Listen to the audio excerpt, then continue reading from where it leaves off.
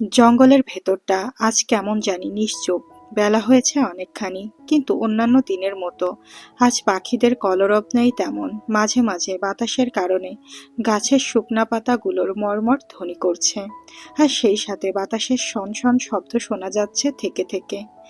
জঙ্গলের মাঝের জরাজীর্ণ কুঁড়ে ঘরটার নিচে ল্যাবের বেডরুমের স্টাডি টেবিলের নিজের কালো মলাটের মোটা নোটবুকটাতে কিছু একটা নোট করছে সাফন।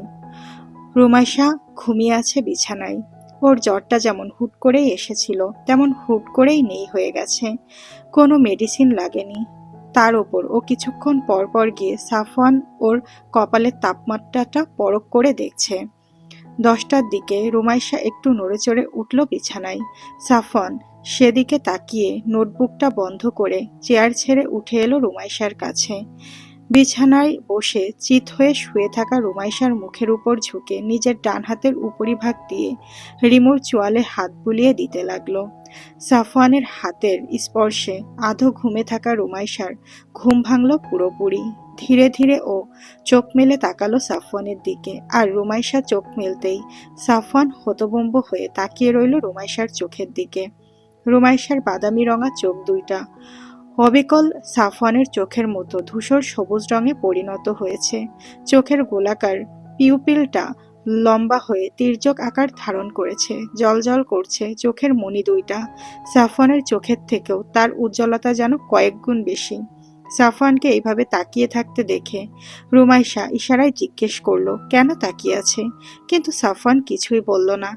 দৃষ্টি স্বাভাবিক করে দুদিকে মাথা নাড়িয়ে রুমাইশাকে আশ্বস্ত করলো যে কিছু হয়নি। এতক্ষণে রুমাইশার চোখ গেল রুমের দিকে। এটা তো চিলেকোঠার রুম নয়, এটা তো ল্যাবের রুম। সে এখানে এলো কিভাবে? রুমের এদিক ওদিক কিছুক্ষণ বিভ্রান্তের মতো তাকিয়ে সাফওয়ানের দিকে জিজ্ঞাসু দৃষ্টিতে তাকালে সাফওয়ান গভীর গলায় বলল, তোকে রাফসান নিতে আসবে বিকেলে, তাই ভাবলাম দুজনে মিলে একটু নিরিবিলি সময় কাটালে মন্দ হয় না। তুই ঘুমিয়েছিলি, তাই তোকে আর জাগাইনি, কোলে করে নিয়ে এসেছি এখানে। সাফওয়ানের কথা বলছে ঠিকই, কিন্তু ওর দৃষ্টি রুমাইশার ওই জলজলে তির্যক পিউপিলের চোখের দিকে। রিমুর চোখ দুইটা যেন সম্মোহনী শক্তি দিয়ে ওকে দুর্বল করে ফেলছে।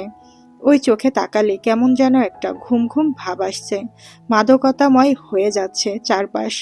সাফওয়ান যেন চোখ ফেরাতে পারছে না ওর ওই জলজলে চোখ দুইটা থেকে। রুমাইশা বিছানা থেকে উঠে বসলো, আর তখনই ওর নাকে এলো কোনো এক জংলি পশুর গন্ধ।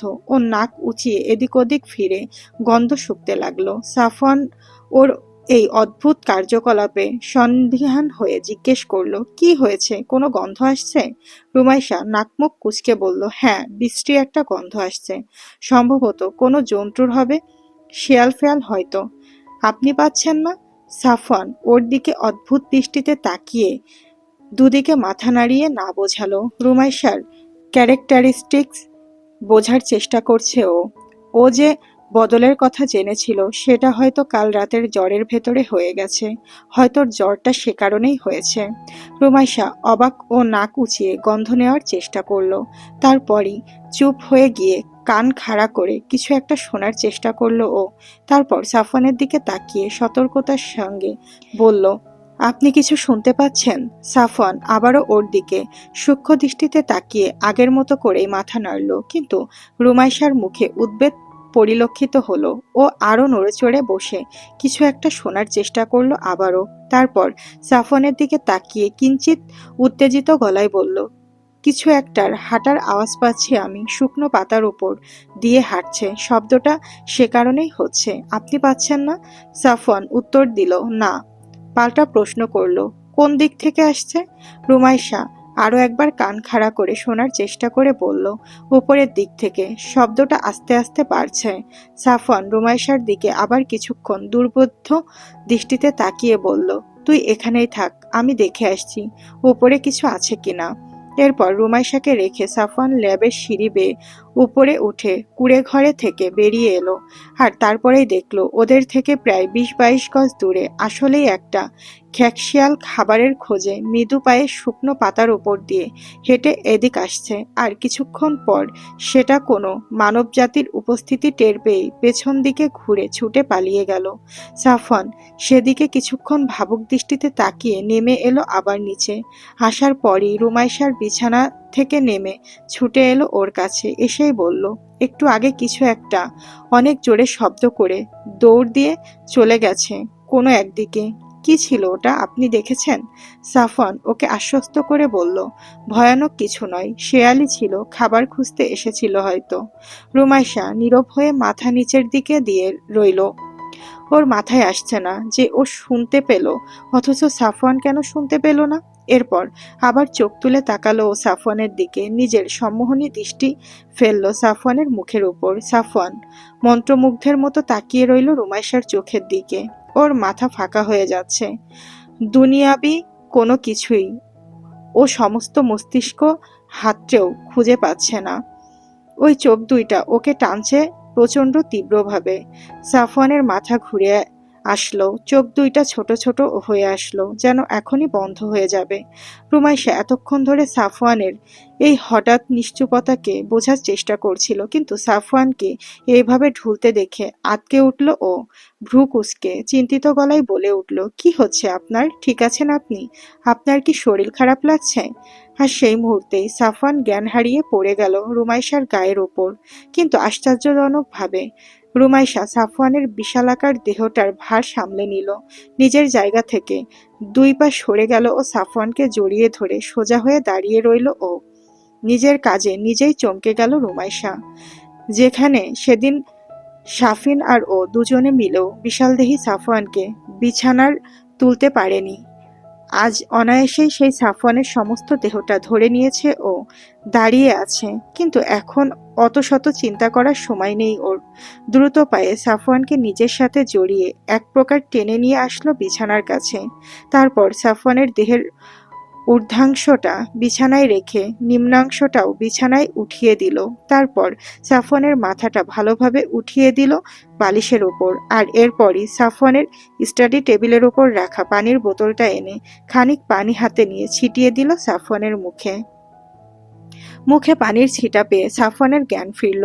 চোখ মেলতেই রুমাইশাকে ওর মুখের উপর ঝুঁকে থাকতে দেখল। রুমাইশা সাফওয়ানকে চোখ মেলতে দেখে জিজ্ঞাসা করল, কি হচ্ছে আপনার? দুর্বল লাগছে? হঠাৎ করেই পড়ে গেলেন আপনি?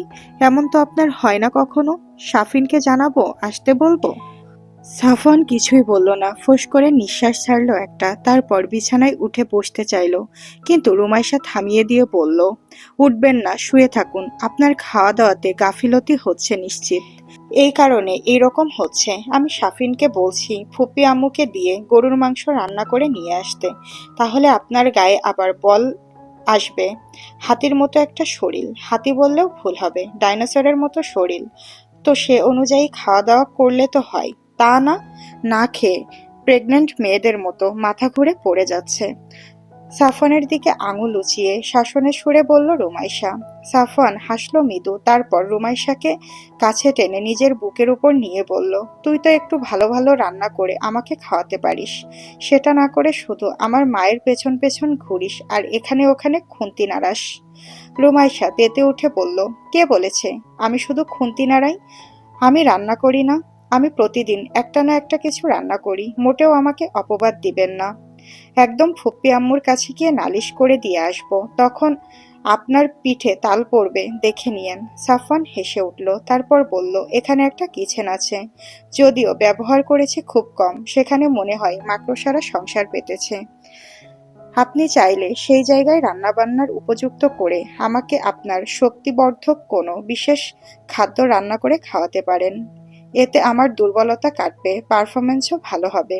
আপনিও আর চ্যাটচ্যাট করবেন না, খুশি থাকবেন।